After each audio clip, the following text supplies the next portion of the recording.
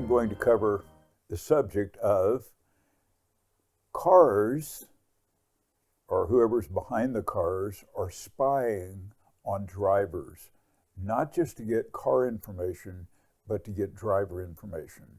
I saw this and I thought you would be interested in learning what I learned. Then I'm going to cover the economy, what's going on with the economy, and what's going on with the stock market. Both are slowing down, but I'll give you the detail behind that. My name is Ben Reppond. Welcome to my YouTube broadcast. Today is June 4th, 2024. This piece gives a lot of information about what's going on with cars. Cars are now hooked up with 5G and 4G, which means to the internet. And they're sending information. I don't know about receiving. I assume they can receive information.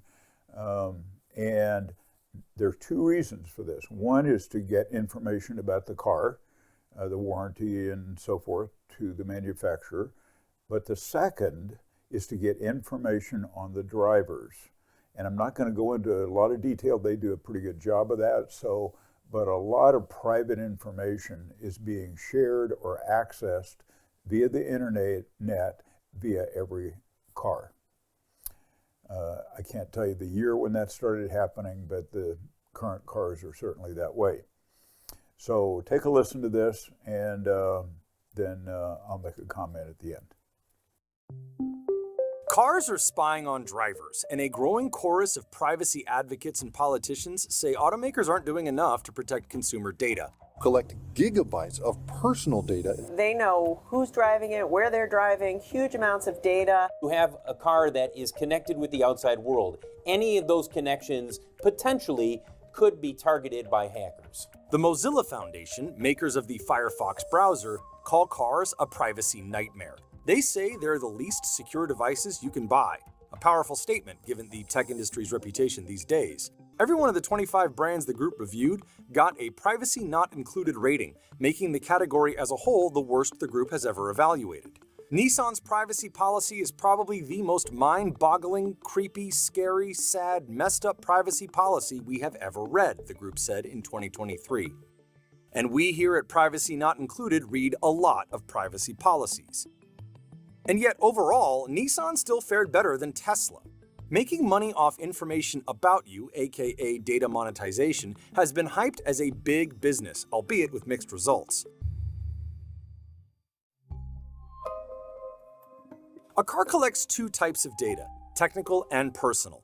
Technical data is information about the car itself, battery, engine health, brakes, and so on. Personal is about the driver or passengers in the car. Nearly anything you do in a car can be tracked, and it can store fingerprints and images of your facial features, medical information for emergency assistance services, financial information for purchases, passwords, your home address, and of course the codes to your garage door. Cars can record tons of information about exactly where, when, and how you drive, and where and when you park. It's of great interest to all sorts of parties, including insurance companies. That data is funneled into any one of 60 or so onboard computers. Cars also commonly have 4G or 5G modems. This, of course, allows anyone in the car to use the internet for work, navigation, or say if the kids in the back seat want to watch a movie on a road trip. But as you drive through the world, it's also broadcasting a Wi-Fi network and the car's serial number.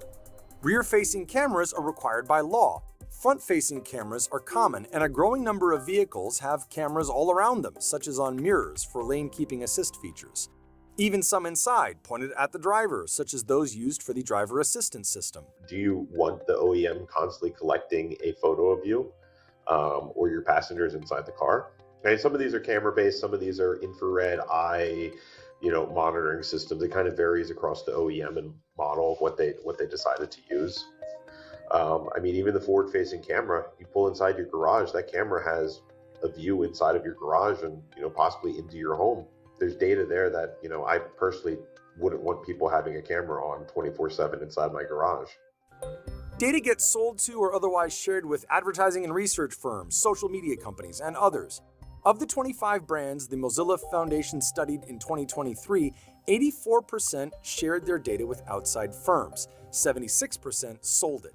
That includes data brokers, which will sell extremely granular data on drivers, including metrics like heart rate and driver fatigue. Data can be sold to insurance companies, even the ones the driver has a policy with. 56% of companies in the Mozilla study shared data with government or law enforcement in response to a request, which seems to be a broad and hazy category that can include someone simply asking for it. So isn't that interesting? So I always ask the question, how does this apply to me? What can you do about it? What can I do about it? And what I thought of is I drive an old truck, which is what I prefer, and it is not connected to the internet. Trust me, I know that. And but that's okay with me. That's one thing you can do is get an older car or truck that does not have this technology in it. Secondly, you can just be aware. I don't know if you can disconnect it. You probably cannot, because you sign, when you buy a car, you actually sign a statement that says you acknowledge that it is hooked up to the internet, with the stack of papers they give you to sign. So I don't know that that's possible, but just be aware that that's the world we live in. And among all the other problems with high-priced and high-interest cars today, now you know that they're snooping on you. So it just doesn't seem like you can get away from anything, away from the internet. Next, I want to play a piece. Carl Quintanilla interviews David Rosenberg. Rosenberg Research out of Toronto. He's well thought of, in Canada and U.S. And he says that the economy, basically the whole thing is to point out that the economy is slowing down. The percentage growth is coming down in the U.S. and in other countries, but just gradually shifting down. And of course, that is affecting the market. Market is starting to struggle and become more, anemic growth. Although the month of May was an excellent month, April was a pullback. So I don't know. I think there's probably some more pullback left this year. It's just an opinion. But definitely, I think the economy is slowing down. And because he's a research guy, in my opinion, he's credible. So take a listen to David Rosenberg. And our next guest is long bonds, tactically positive on energy. Rosenberg Research founder and president David Rosenberg joins us. Happy Friday, David. Good to see you. You too. Thanks for having me on. We were just mentioning the real consumption numbers. The Chicago PMI number's a little ugly. Sounds like data that you would get your attention. Yeah, I was actually enjoying watching the conversation for the past few minutes. Yeah, I think that the economy has hit what we used to call stall speed, 1.3% first quarter. It looks like we're going to come close to that again in the second quarter.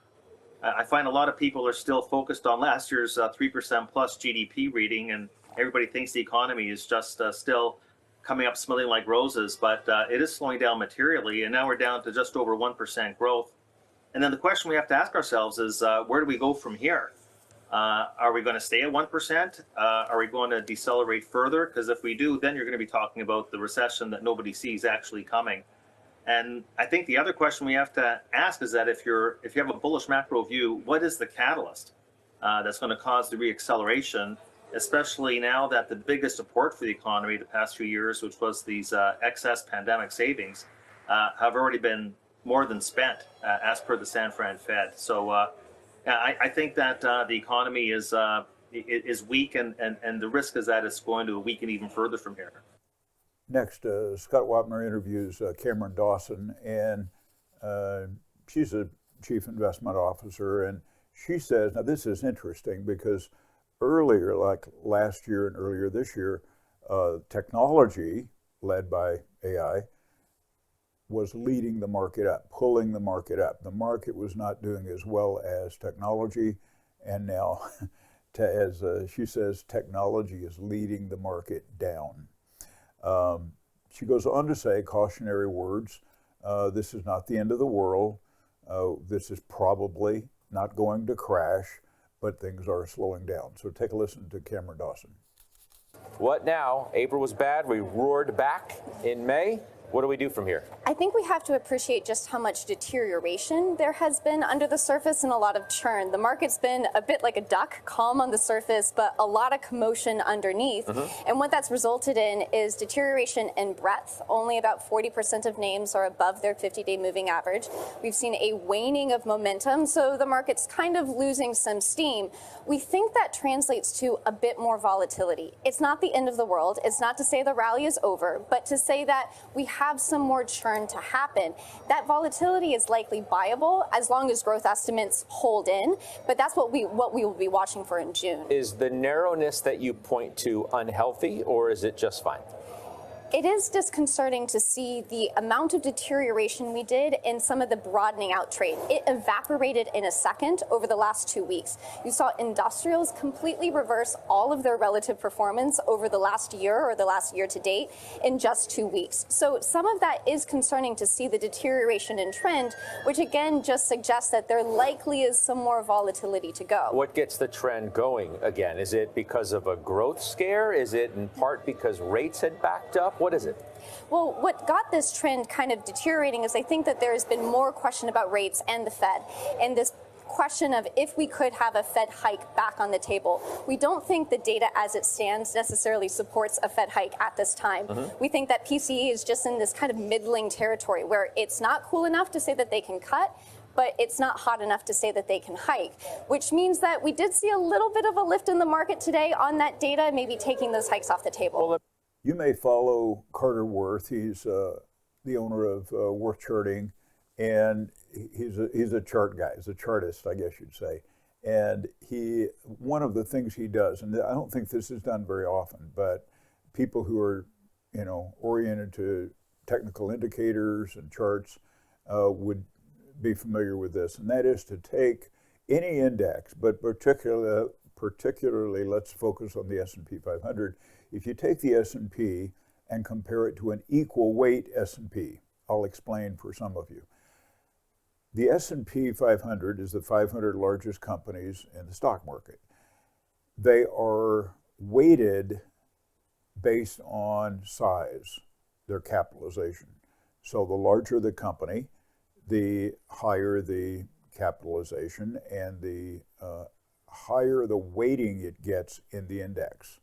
And the top, I think I shouldn't quote this, but I think it's the top 7 companies or the top 10 companies account for 35% of the S&P 500. That's a lot.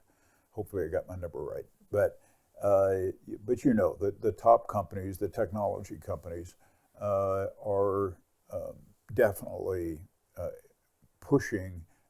pushed the market up. But as the market comes down, they probably are going to be more at risk. He'll go through this and overlay charts showing equal weight and weighted.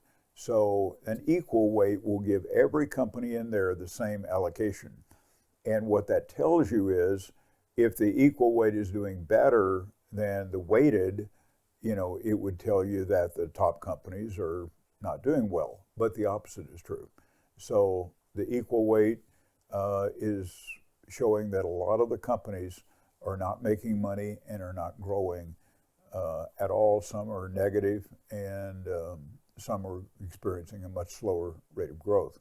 So very interesting, and take a listen to Carter Worth. Let's toggle here. Let's just go 1, 2, 1, 2. Look at the next chart. Let's go back and forth, back and forth, back and forth. Here we go. Now let's stop and start. Okay. So S&P 500, first one, the simple, the first chart, S&P 500. Now, actually, I've this is an error. Those have been annotated. They're titled. One is the actual S&P, which you're looking at here. Okay, so we know it's above. It's late 2020. The second one is the equal weight. It doesn't show that on the title. Equal weight. So look at the second chart. That's the equal weight, and that's the real story. Right? The equal weight is still not really progressing from where it was, almost two years ago, more than 2 years ago. So the question is, what to make of that? That peak was essentially January of 2022. We're now June of 2024, so 2.5 years ago, the equal weight S&P 500 is still stuck at its former all-time high. And so let's toggle them again just to show the true juxtaposition. The first, how much above, and then the equal weight. Again, apologies, I haven't titled that correctly. And so now let's look at it another way. Let's look at a comparative chart.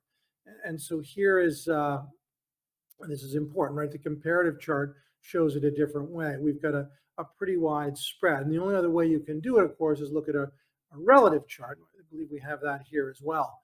And well, this would be, okay, well, this is a different subject. This is the outside reversal day that was in effect. And so the last time we saw that, of course, was in the March period. Market ended up selling off about 7%. And we'll see if we follow through to the downside. That's my hunch, hence the annotation and so forth. Earlier, I played a piece from where David Rosenberg was being interviewed. And now he's doing the interviewing. So here he's interviewing Jeffrey Gundlach, the founder of Double Line.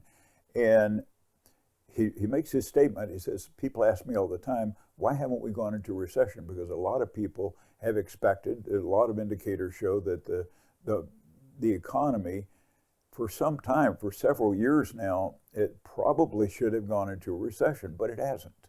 And I don't know if it will. I don't know what the future of that is. I mean, at some point it will, but it doesn't seem to be right on the horizon. He said 2 reasons. One is that the M2, which is the supply of money, the total money in circulation, that they have pumped in a lot of money into circulation.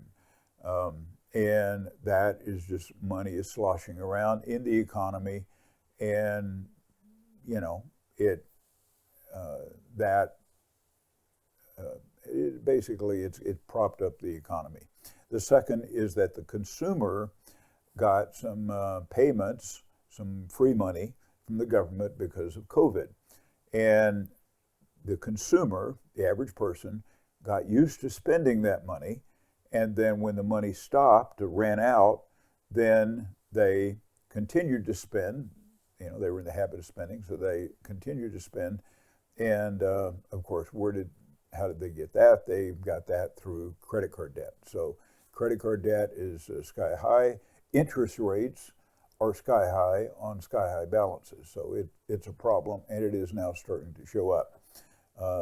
When you think about this, free money coming in, sooner or later, there is going to be a day of reckoning. There just is not truly free money that never has to be accounted for. It props up, as it did in, COVID and borrowing money and so forth, the government spending and printing more money than they have, and they're printing money that is backed by nothing. So when you look at that as a consumer or an investor, and you just go, that makes no sense. True, it makes no sense. But sooner or later, that will have to be accounted for. So take a listen to this piece with David Rosenberg and Jeffrey Gundlach. Well, the first question I seem to get when I meet with clients or with the media is, how come there's been no recession when everyone's been predicting the recession? And I say, I think it's because the M2 growth that had been so steady pre-pandemic, the trajectory of M2 was pretty constant, almost linear. And then all of a sudden, $7 trillion. Somebody told me yesterday, some new data, he says it's actually 7.2 trillion. I thought it was 6 trillion. He said it was 7.2 trillion, which might be right. But all of a sudden, M2 was off the charts.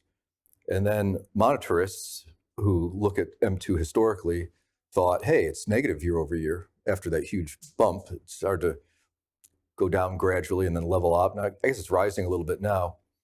But historically, M2 goes negative and you get a recession on a year over year basis. And that didn't happen because I think there was so much money that was sloshing around with that 7 trillion.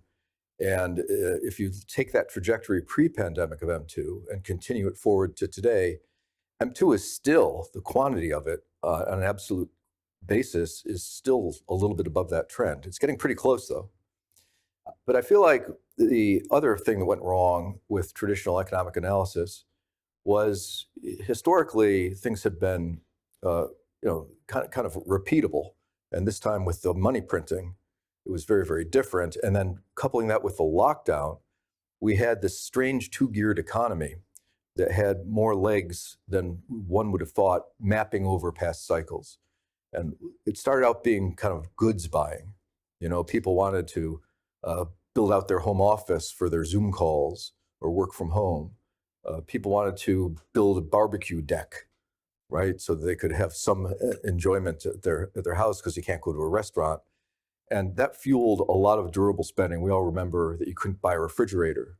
I actually was building out a place of mine down south, and we went to like a Lowe's or whatever it is, and there were almost no refrigerators in the whole place. The one we wanted, nope, we don't have any of those. We ended up buying one that wasn't our first choice. So all that started happening, and then once you buy the new refrigerator, you build the deck, or you build a home office, you don't have to build another home office.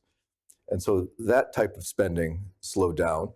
And that filtered through into some of the sensitive indicators that are usually good at forecasting recession, like leading economic indicators have been negative for a long time now. I mean, they got down to recessionary levels, and they've been staying at recessionary levels for almost an unprecedented length of time. Same of ISM data. But what was different this time was there was a baton pass from manufacturing to leisure and hospitality and services, because everybody was sick of not going out to eat, being stuck at home, and they wanted to go on revenge travel. You only live once, right? And so people started to go out and I think, go to a Taylor Swift concert in Tokyo and all this kind of nonsense and spending all of that government money. And I think what has happened is a lot of these people got to a lifestyle trajectory that was higher than it was pre-pandemic, thanks to the government money, and then chose to keep it going through borrowing. So we saw a tremendous amount of credit card issuance in terms of just the number of cards issued. We've seen a lot of credit card debt. The interest rate has gone up thanks to the Fed's hiking. So up to 23% is the average credit card debt, which is mind-blowing. It should be illegal to charge 23%, but that's the average. I'm sure there are some that are paying 30%. Next, I saw a chart that showed that the personal consumption missed the target estimate and has gone negative. And you can see to the very far right, the red tick to the bottom shows that personal consumption has gone negative. And the degree to which it has been positive in the past, in the last, three and a half years, and the degree to which it's been negative. So some of both. But the shift downward was not expected. And again, I think that the reason for this is my opinion, that the consumer is tapped out. They're just tapped out. Their budgets are stressed. People are borrowing if they're making payments on debt or credit card debt. You got sky high interest, and all of this is, plus just all the things that you buy, they're expensive. That just putting a squeeze on the consumer. 70% of the economy is the consumer. So when this goes negative, this is probably not a good sign for the economy, and perhaps not even a good sign for the stock market. So I thought you'd find that interesting. So the circus guy says, "Why, my boy, you can't afford not to own them." So there are stocks that you may be inclined to buy that you may think, I have to own them. I can't afford not to. It's up to you. Be careful with the high flyers. Some may turn out well, others I don't know. But I think when there comes a day of reckoning, which I think is going to happen at some point, then higher price stocks will pay a price for that. So thank you for watching. If you have questions or comments, leave them in the comment section below.